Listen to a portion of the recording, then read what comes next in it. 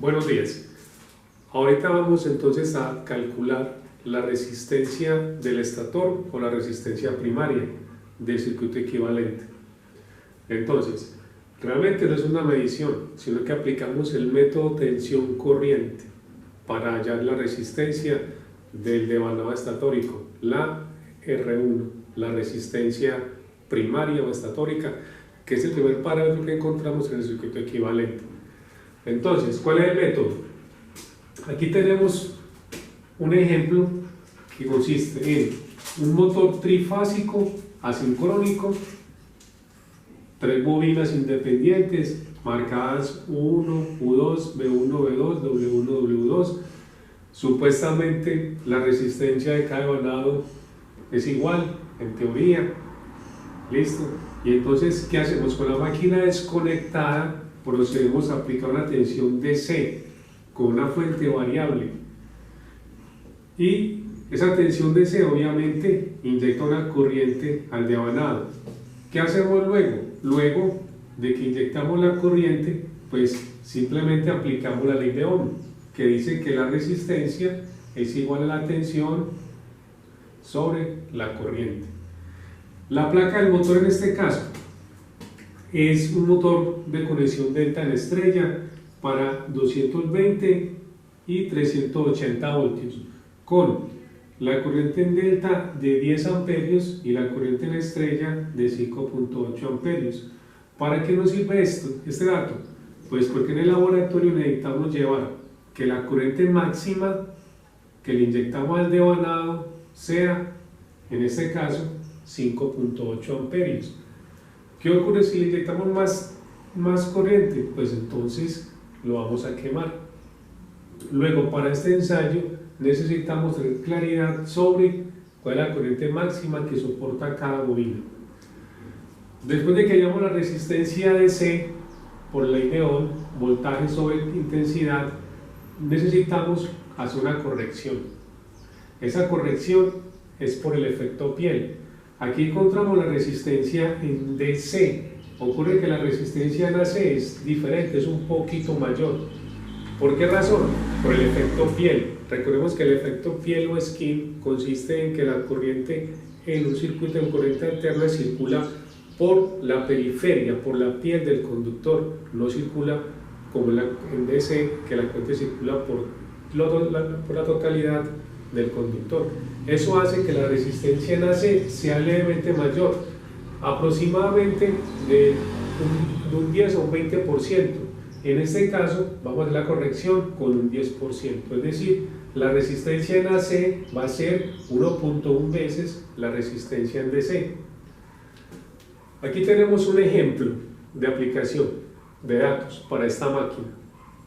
Entonces el ejemplo consiste en que se tomaron 3 valores de tensión y de corriente por cada bobina.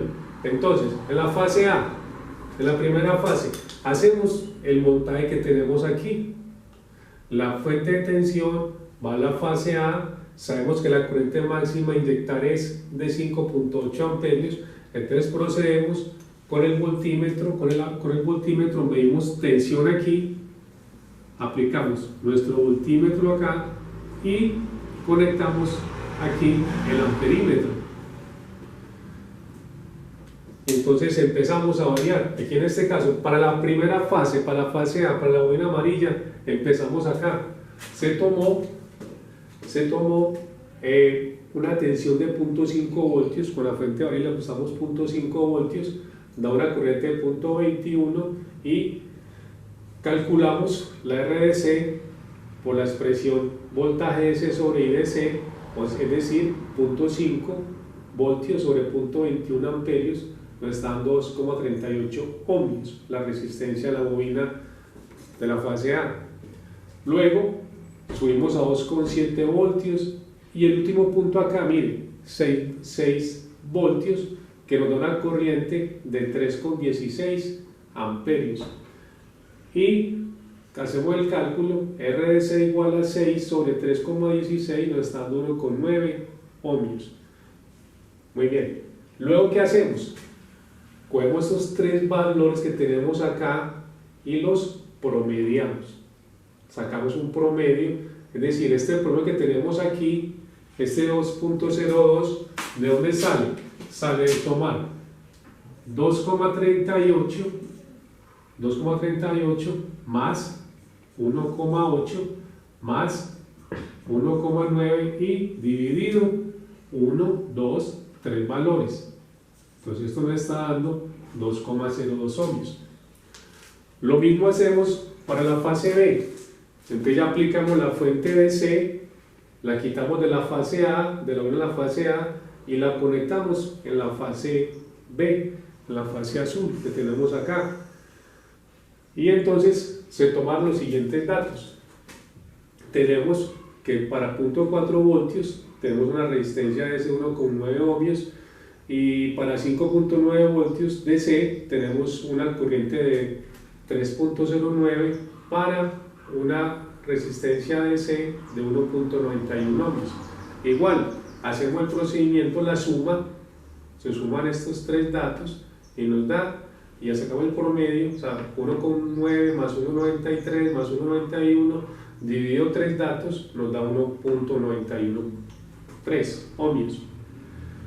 Luego aplicamos la fuente de C a la fase C, y en la fase C ya tenemos estos valores, igual sacamos el promedio y nos damos con 2.5 ohmios.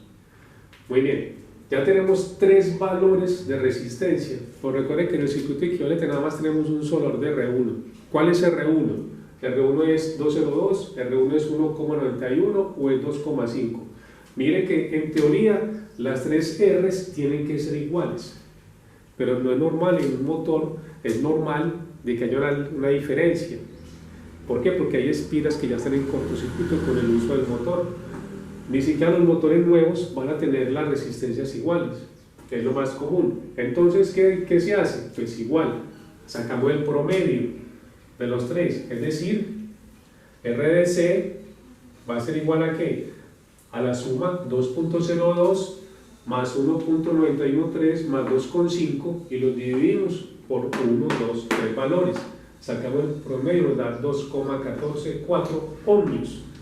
Este es el valor en DC. ¿Qué nos falta? Hacer la corrección por efecto piel o efecto skin.